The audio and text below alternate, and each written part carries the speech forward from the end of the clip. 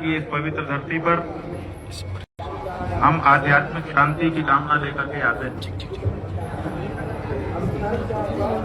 लेकिन आज यहाँ से एक ऐसी रिक्तता और भारी मन लेकर लौटना पड़ रहा है जिसकी हमने कभी कल्पना नहीं की। प्रयाग में जो कुछ भी घटित हुआ उसने न केवल हमारी आत्मा को झकझोरा है, बल्कि न्याय और मानवता के प्रति हमारे सामूहिक विश्वास पर भी प्रश्न चिन्ह लगा दिया है। संगम की इन लहरों में स्नान करना केवल एक धार्मिक क्रिया नहीं, बल्कि अंतरात्मा की संतृप्ति का एक मार्ग भी है। परंतु आज मन इतना व्यथित है कि हम बिना स्नान किए इस संकल्प को यहाँ की रेत में अधूरा छोड़कर यहाँ से विदा ले रहे हैं। जब हृदय में क्षोभ और ग्लानि का ज्वार हो तो जल की शीतलता भी अर्थहीन हो जाती है। हम प्रेस के अपने बंधुओं के माध्यम से समाज, विशेष करके हमारा सनातनी समाज, सनातन धर्म के अनुयायी और कुंभ मेला प्राधिकरण और उत्तर प्रदेश शासन तक यह बात पहुंचाना चाहते हैं कि न्याय की प्रतीक्षा कभी समाप्त नहीं होती। आज हम यहाँ से जा रहे हैं, लेकिन अपने पीछे सत्य की गूंज और उन अनुत्तरित प्रश्नों को छोड़कर जा रहे हैं जो प्रयाग की इस हवा में तो विद्यमान रहेंगे ही, लेकिन पूरे विश्व में वायुमंडल में विद्यमान रहेंगे और उत्तर की प्रतीक्षा करेंगे। जो कुछ कहना था सब कहा जा चुका है। एक बात आपको बतानी है कि कल सायंकाल और आज प्रातःकाल प्रशासन की ओर से ब्रह्मचारी श्रीधरानंद जी के माध्यम से अखिल भारतीय धर्म संघ के श्रीमान जगजीत पांडे जी की ओर से और हमारे मुख्य कार्याधिकारी श्रीमान चंद्र प्रकाश उपाध्याय जी के माध्यम से एक पत्र, एक प्रस्ताव प्रशासन की ओर से हमारे पास भेजा गया था, जिसमें यह कहा गया था कि हम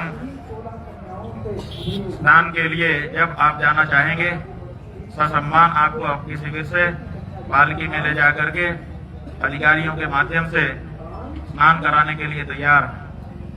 ये भी कहा गया था कि जिन अधिकारियों ने संगम पर मौनी अमावस्या के दिन उपस्थित रहकर घटना को देखा था, वे सब वहां पर उपस्थित रहेंगे और आपके ऊपर पुष्प वर्षा करके स्वागत करेंगे। यह भी कहा गया था कि भविष्य में चारों शंकराचार्यों को मौनी अमावस्या पर स्नान के लिए हम एक SOP बनाएंगे। उसका प्रारूप भी आप अगर चाहेंगे तो आपको दिखाया जाएगा। लेकिन जो घटना की गई उसके बारे में क्षमा के एक भी शब्द नहीं थे। हमको लगा कि अगर हमने ये प्रस्ताव स्वीकार किया, स्नान करने के लिए गए, फूल बरसवा लिया अपने ऊपर और आगे के वर्षों के लिए कोई SOP स्वीकार कर लिया, तो इसका मतलब ये होगा कि जिन सन्यासियों को, जिन ब्रह्मचारियों को, जिन वृद्धों को, जिन संतों को, जिन बटुकों को लांछित अपमानित किया गया, ये सब उसकी कीमत होगी। उसकी कीमत पर हम अपनी सुविधा और अपना सम्मान स्वीकार करने में असमर्थ रहे।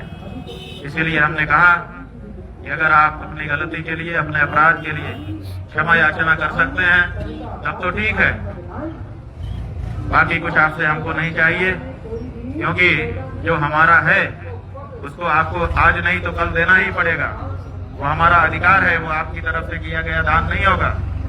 लेकिन जो असली मुद्दा है, जिसके लिए 10 दिन तक शांति के साथ हम यहाँ पर फुटपाथ पर बैठे रहे, आपको लंबा समय हमने प्रदान किया कि आप ठंडे मन से, मस्तिष्क से विचार करो और विचार करके जो अन्याय हुआ है उसके लिए आगे आकर के या तो दंड भोगो या तो क्षमा याचना करो।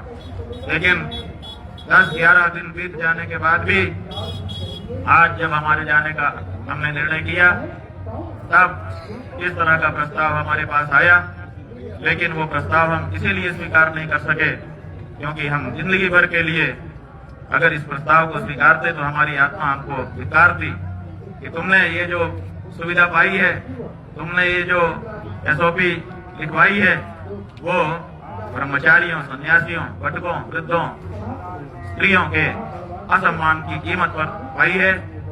इसको कभी भी हमारा हृदय स्वीकार नहीं कर सकता था, इसलिए हमने प्रस्ताव को ठुकरा दिया है और हम भारी मन से यहाँ के लिए जा रहे हैं।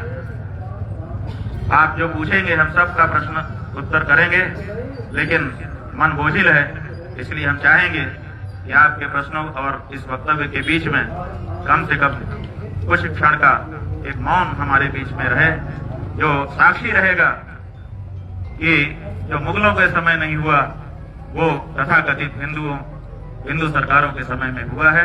और ये बात हर सनातनी के हृदय को विचार के लिए उत्तेजित करेगी और इस पर विचार करने का अवसर आएगा। एक तरफ देश के गृह मंत्री कल गांधीनगर में थे, उन्होंने वहां पर कहा कि संतों का अपमान करने वाली और सनातनियों की सुध न लेने वाली सरकारें कभी भी स्थायी नहीं रह सकती हैं। एक तरफ इतना बड़ा ज्ञान उनके द्वारा उच्चारित किया जा रहा है और दूसरी तरफ सनातन धर्म के सबसे बड़े प्रतीक शंकराचार्य, सबसे बड़े प्रतीक बटुक, सबसे बड़ी प्रतीक सन्यासी, सबसे बड़े प्रतीक ब्रह्मचारी, जिन्होंने सनातन को अपने कंधों पर ढोने के लिए अपना जीवन समर्पित कर दिया है, ऐसी साधवियां, ऐसे वृद्ध सब का अपमान यहाँ पर हो रहा है और उसके बाद भी इतना बड़ा उपदेश गृह मंत्री जी के श्रीमुख से निकल रहा है। तो ये जो दोहरा चरित्र है, कहने में कुछ और करने में कुछ, ये अब देश के सामने साफ होना चाहिए और उसको साफ करने के लिए हम कार्य करेंगे, सर्व सनातनी तक संदेश भेजेंगे और ये स्पष्ट होना होगा कि सनातन का नाम लेकर के सनातन के विरोधी सत्ता में न रह सके। बंधुओं, इतना कहकर के हम थोड़ी देर चुप रहेंगे। जब थोड़ा सा हमको साहस होगा तो आप जो प्रश्न करेंगे हम एक एक करके उसका उत्तर जरूर देंगे। शंकराचार्य भगवान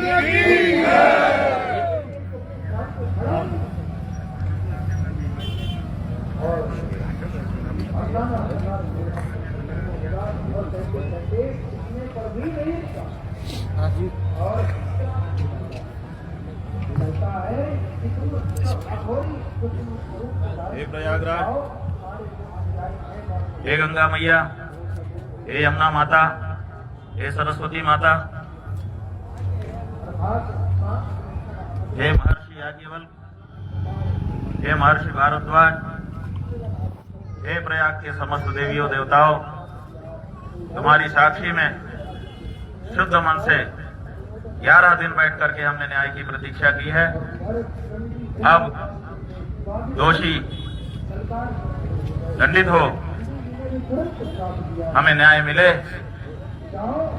इसका जिम्मा तुम्हारा है। जय मां।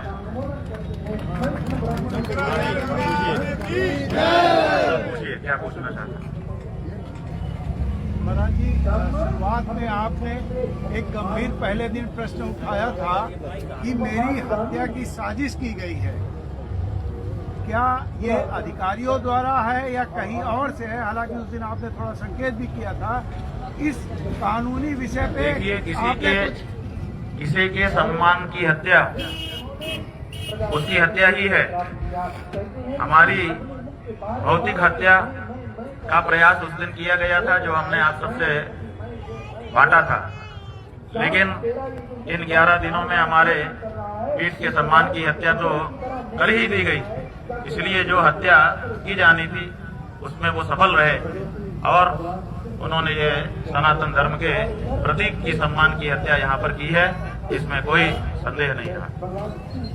जहाँ तक आपका प्रश्न है कि ये हत्या कर कौन रहा है, तो अगर ये हत्या यहाँ का उसको ठीक करने के लिए प्रयास किए जाते हैं। लेकिन 10-11 दिन के लंबे अंतराल में भी जिस तरह से उत्तर प्रदेश शासन और उसके मुखिया ने अपना रुख दिखाया है, उससे ये साफ हो गया कि इसके पीछे एकमात्र वही कारण थे। उन्हीं के निर्देश पर यह सब हुआ और आज तक भी हो रहा है। और कोई प्रश्न? आपने पहले प्रश्न के बाद आपने जो बड़े बड़े प्रश्न किए थे पिछली बार महाकुंभ में क्या हो सके, आपने जो आपने सवाल उठाया था महाकुंभ में पहले, उसी के कारण इतना बड़ा घटनाक्रम हुआ है। देखिए, ये सभी के मन में प्रश्न है कि इतना बड़ा निर्णय योगी आदित्यनाथ ने क्यों लिया होगा कि अपने प्रशासन से सनातन धर्म के प्रतीकों के प्रति ये रूप अपनाया गया, सनातन धर्म के हर प्रतीक को। तो इसके पीछे अभी तक निकल करके जो जवाब आया है, जन जन ये कह रहा है ये सब आपके दो कारणों से है। एक तो कुंभ में आपने आदित्यनाथ योगी को भगदड़ का जिम्मेदार ठहराया था। हमने भगदड़ का जिम्मेदार उनको नहीं ठहराया था। हमने भगदड़ की घटना को छिपाने का और लिपापोती करने का उनके ऊपर आरोप लगाया था, जो कि बाद में पूरी तरह से सही सिद्ध हुआ। और दूसरा, गौ माता की रक्षा की जो आवाज हम उठा रहे हैं, वो भारतीय जनता पार्टी की शासित सरकारें करना नहीं चाहती हैं, और इसीलिए गौ माता की रक्षा के लिए जो आवाज उठे उसको चुप कराने के क्रम में ये सब हमारे साथ किया गया है। ये आम जनता के द्वारा निकल करके आया हुआ जवाब है, जिसको हम स्वर दे रहे हैं। आप बोलिए। प्रशासन की तरफ से आपको लिखित प्रस्ताव आया या मौखिक प्रस्ताव आया? प्रशासन की तरफ से हमको एक लिखित पन्ना आया था। वो पन्ना अगर आप पढ़ेंगे तो आप चकरा जाएंगे। उसमें बहुत सारा उपदेश था। तो हमने कहा भाई ये उपदेशक, प्रशासन उपदेशक का बन गया। तो उन्होंने उसके बारे में कुछ नहीं कहा। जो प्रस्ताव हमारे पास आया था, जिसकी जिक्र हमने अभी किया, वो मौखिक आया था। लेकिन भगवान जी, आप नहीं, पत्रकारों का समय है। आप बोले। इस आंदोलन को आप कैसे जनता के बीच में ले जाएंगे, क्या करेंगे? हम क्या करेंगे इसकी तो हमको बैठ करके रणनीति बनानी होगी। अभी तक तो हमने कोई रणनीति बनाई नहीं, हमने सोचा ही नहीं, क्योंकि हमारा ये विश्वास था कि लंबा समय मिल गया है, सरकारें इस पे चिंतन मनन करेगी। उत्तर प्रदेश की सरकार भी करेगी, और उत्तर प्रदेश की सरकार जिस पार्टी की है उसी पार्टी की सरकार केंद्र सरकार भी है, वे भी इस पर चिंतन मनन करेंगे, क्योंकि केवल ये उत्तर प्रदेश का मसला नहीं है, ये विश्व में जहाँ पर भी सनातनी हिंदू विद्यमान है उन सब का मसला है। जरूर इस पे विचार होगा। इसलिए हम भरोसा करके, आशा करके बैठे हुए थे, लेकिन आज 11 दिन के बाद वो आशा हमारी टूटी है। और इसीलिए अब इस बारे में हम जो हमारे सहयोगी लोग हैं, चिंतक लोग हैं, उनको बुलाएंगे और बुला करके उनके साथ बैठेंगे और एक रणनीति बनाएंगे और उसकी घोषणा आपके माध्यम से करेंगे। और उसका क्रियान्वयन करते हुए सनातन धर्म के मान्य प्रतीकों की रक्षा के लिए जो भी करने के लिए अब आगे बढ़ेंगे। सहाय हो रहा है। हिंदू की बात तो कही जा रही है, लेकिन असली हिंदू जो सनातन धर्म को मानने वाला है, जो वेद शास्त्र को मानने वाला है, जो नदियों में स्नान को पुण्य मानता है, जो भगवान के प्रति भरोसा रखता है, ऐसे जो हमारे सनातन धर्मियों हैं, उनकी सुध लेने वाला कोई नहीं है। जहाँ देखो धड़ल्ले से मंदिर तोड़े जा रहे हैं, जहाँ देखो वहीं पर संतों का अपमान किया जा रहा है, जहाँ देखो वहीं पर सरकार चढ़ाई कर रही है। वृंदावन में देखिए, हमारे मंदिर में जहाँ पर एक परंपरा स्थापित है, जहाँ पर परंपरा से भगवान की पूजा अर्चना होती है, वहाँ के गोस्वामियों को मारपीट करके, बदनाम करके, धक्का मार करके, पुलिस को आगे करके उस मंदिर को अपने कब्जे में लेने के लिए सरकारें प्रयास कर रही हैं। सरकारें जब धर्म निरपेक्ष हैं तो धार्मिक परिसरों में उनका क्या काम है? ये सब जो चीजें हो रही हैं, इनका प्रतिकार तो सनातनियों की ओर से किसी न किसी को करना होगा। हमने ये निश्चय किया है कि सनातनियों को न्याय दिलाने के लिए हम आगे आएंगे और जो भी करना होगा वो सब करेंगे, लेकिन इसकी योजना बनाने के बाद। महाराज जी, आप यहाँ से बिना स्नान किए जा रहे हैं, आपका सम्मान है, अपमान है? यहाँ से आए थे स्नान के लिए, शिविर से निकले थे स्नान के लिए, और अगर बिना स्नान किए जा रहे हैं तो जहाँ तक सम्मान अपमान का प्रश्न है वो तो एक तरफ छोड़ दो। किसी सन्यासी का क्या कोई मान करेगा, क्या कोई अपमान करेगा? सन्यासी शव की तरह से होता है, उसको क्या मान और क्या अपमान, कोई आकर के उसके ऊपर रेशमी शाल उठा दे तो प्रसन्न नहीं होता, कोई आकर के वो शाल उठा ले तो वो अप्रसन्न नहीं होता। सन्यासी के लिए मान अपमान बराबर है, लेकिन सवाल मान अपमान से ऊंचा उठ करके न्याय अन्याय तक पहुंच गया है। क्या किसी सनातन धर्मी को गंगा यमुना के पवित्र संगम में स्नान करने से रोका जा सकता है? क्या ये संवैधानिक है? क्या यहाँ पर जो छोटे छोटे बच्चे थे जो अपने वेद शास्त्र का अध्ययन करने के लिए घर से निकले हुए थे, जो यहाँ पर आकर के कुंभ जैसे पर्व को समझना चाहते थे कि ये कैसा होता है, पर यहाँ क्या क्या होता है, यहाँ आकर के अपने हिंदू धर्म की विशालता का अनुभव करने के लिए पहुंचे थे। यहाँ पर जो दंडी स्वामी आए थे, यहाँ पर जो हमारी साध्वियां आई थी, यहाँ पर जो हमारे बुजुर्ग आए थे, उन सब का जो अपमान किया गया और उनको स्नान से वंचित किया गया। अब यहाँ पर न्याय और अन्याय की लड़ाई है, संविधान और धर्मशास्त्र की लड़ाई है। और भारत जैसे देश में जहाँ बहुसंख्यक सनातनी रहता है, उसी देश में जिसमें वो सर्वाधिक संख्या में हो, उसी देश में उसका और उसके प्रतीकों का अपमान करने की लड़ाई है। इसलिए मान अपमान से ऊपर उठकर अब तो ये न्याय और अन्याय की लड़ाई हो गई है, और इसको लड़ करके जीतना बहुत जरूरी हो गया है सनातनियों के लिए। महाराज जी आज एक एक करके पूछे, आप पूछिए। वही पूछे, ना पूछे।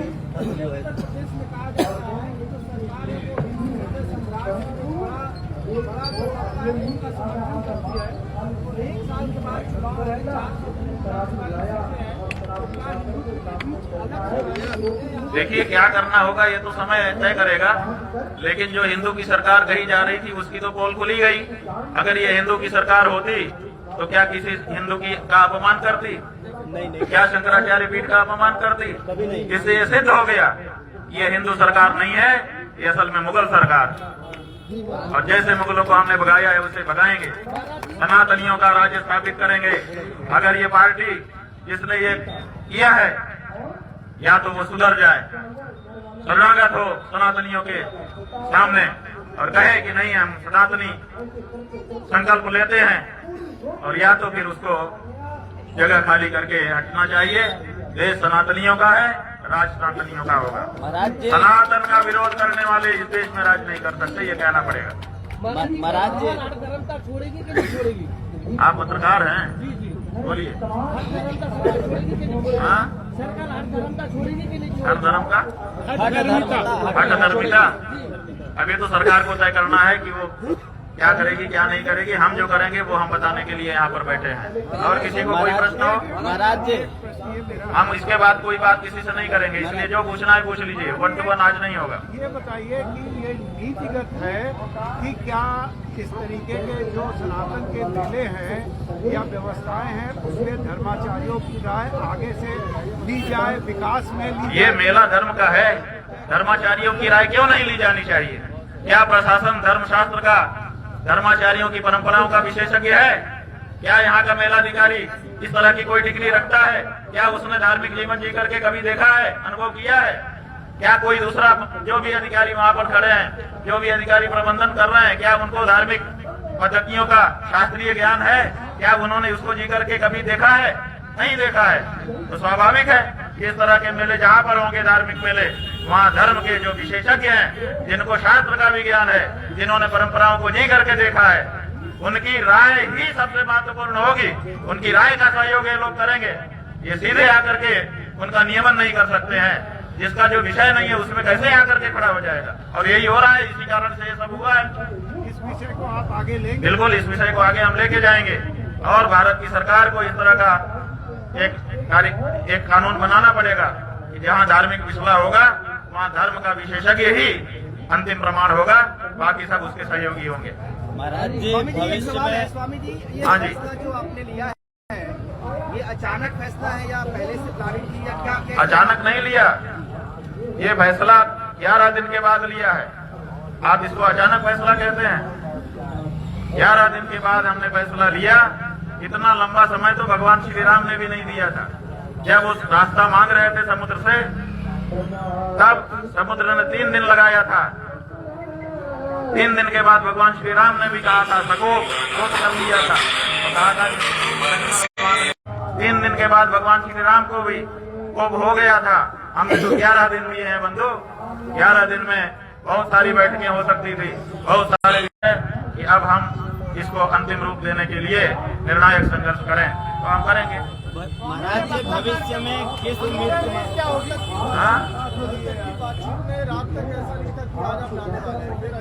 बात यह है कि हम जाने वाले हैं कि नहीं जाने वाले। हमने कहा था हम निर्णय करेंगे, हमने किया, इसमें दूसरा कोई क्या बता सकता है। प्रशासन और सरकार ने जो प्रस्ताव भेजा, आप बताइए, वो हमको सुविधा दे रहे हैं कि आपको हम पालकी में ले जाके ना लाएंगे। क्यों ले लाओगे? जब हम पालकी में तुम्हारी तरफ से जाना गलत था तो क्यों ले जाओगे? और दूसरे हम आगे के लिए चाहते, जब तुम ये बना सकते थे नहीं किया। और जो मारपीट किया है इसके बारे में एक शब्द नहीं। इसका मतलब कि मारपीट करवा के बच्चों का हम माहौल बनाए और अपनी सुविधा ले लें। ये हमारी अंतरात्मा पर कितनी बड़ी चोट वो पहुंचा रहे हैं अपने प्रस्ताव से। क्या इस प्रस्ताव को कोई भी चेतनावान व्यक्ति स्वीकार कर सकता था? इसीलिए हमको लगा कि अब देर नहीं करना चाहिए, तत्काल यहाँ से निकलना चाहिए, क्योंकि ये लोग हमको लोभ लालच दे करके हमारी जो टेक है, जो हमारे मन में पीड़ा है, उसे विरक्त करना चाहते हैं। ये अभी भी उसी टैक्टिस पर है कि आपको हम ये सुविधा देते हैं, ये सुविधा देते हैं, आपका ये सम्मान करेंगे, आप मान जाइए। अरे जो आपने पाप किया है उसका क्या होगा? तो इसीलिए हमने कहा था कि हम एक दिन पहले बताएंगे। बिल्कुल आप इस दृष्टि से अगर कह रहे हैं तो ठीक है, लेकिन हमको लगा कि अब यहाँ पर रहना ठीक नहीं है। इनकी नीयत अभी भी पछतावे की नहीं है, इनकी नीयत अभी भी अपने अपराध को स्वीकार करने की नहीं है। अभी भी ये अपनी अकड़ पे ही रहना चाहते हैं, केवल सरकारी रेवड़ी बांट करके ये हमको अपने जाल में फंसाना चाहते हैं। और इसीलिए हमने निर्णय लिया कि अब हम यहाँ से निकल जाएं। इसलिए अब यहाँ पर हमारा प्रस्थान सुनिश्चित किया।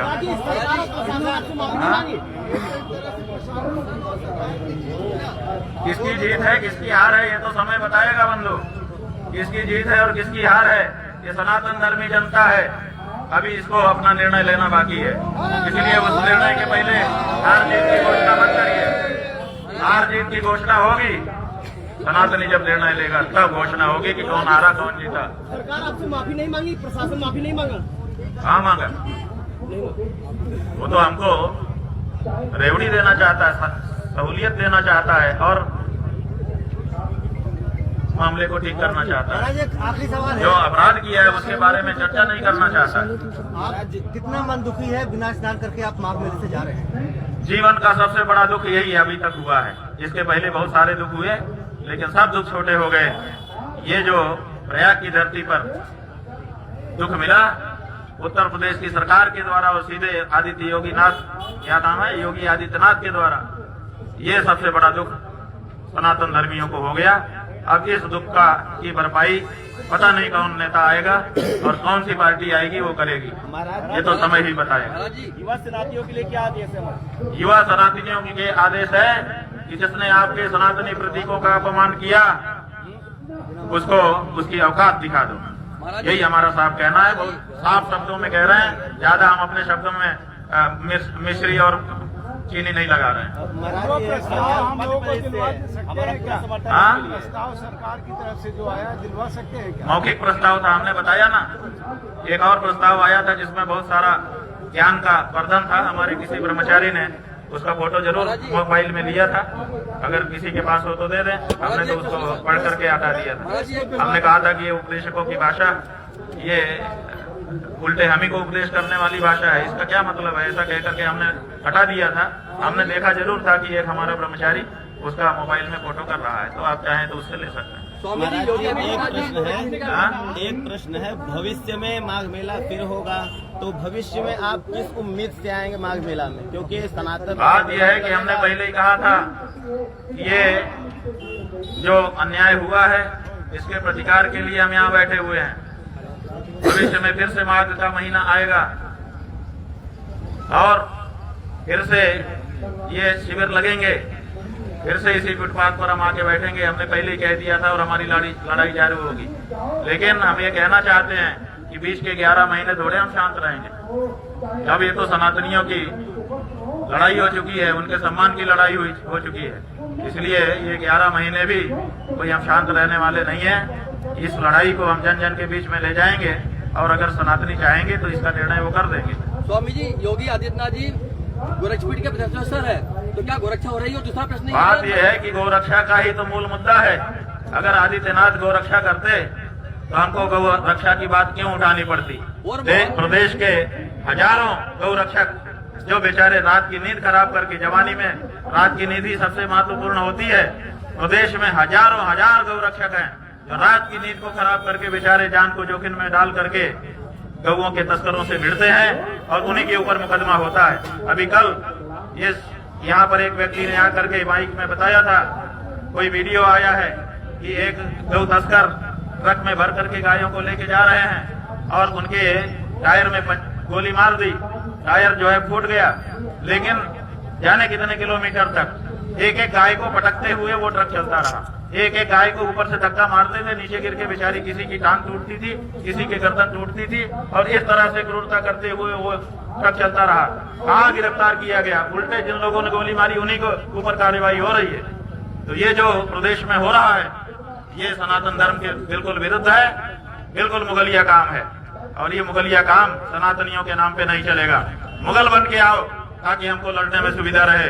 ये जो माया का छद्म आवरण तुमने पहना है, अब ये तुमको उतार करके फेंकना पड़ेगा। ये भगवा चोला, इस भगवा चोले को कलंकित मत करो गौ हत्या को बढ़ावा दे करके। और मोहन यादव, एमपी मोहन यादव है, एमपी मोहन यादव। हाँ जी बोलिए। एक छोटा सा सवाल है, जो ये चला आ रहा था ये 10 दिनों से लगातार, आपके लाखों समर्थक, हम हजारों समर्थक, लाखों समर्थक, ये आगे इनका क्या प्लान है? आपका बात यह है कि हम सबसे अभी चर्चा करेंगे, चर्चा करके निर्णय लेंगे। सबकी सामूहिक लड़ाई है ये। अभी तक तो हम इसको अकेले स्वर दे रहे थे, अब हम यहाँ से जाएंगे। यहाँ से हमको बीच में रुकते हुए जाना है। हो सकता है कल हम काशी पहुँचे, 1-2 दिन काशी में रुक करके जनता से, सनातनी जनता से हम संपर्क स्थापित करेंगे और फिर एक रणनीति बनाएंगे। उस रणनीति के तहत जो भी होगा आपको बता करके, बिना बताए चोरी छुपे नहीं, कार्यक्रम घोषित करते हुए अपने अभियान को आगे बढ़ाएंगे। ये सनातनियों के सम्मान और स्वाभिमान का प्रश्न है और स्वाभिमान और सम्मान से कोई समझौता नहीं है। अच्छा, ये लड़ाई यहीं रुकेगी, आगे और इससे बड़ा प्लान है या क्या कहना चाहेंगे? ओम शिवाय। आगे और कोई?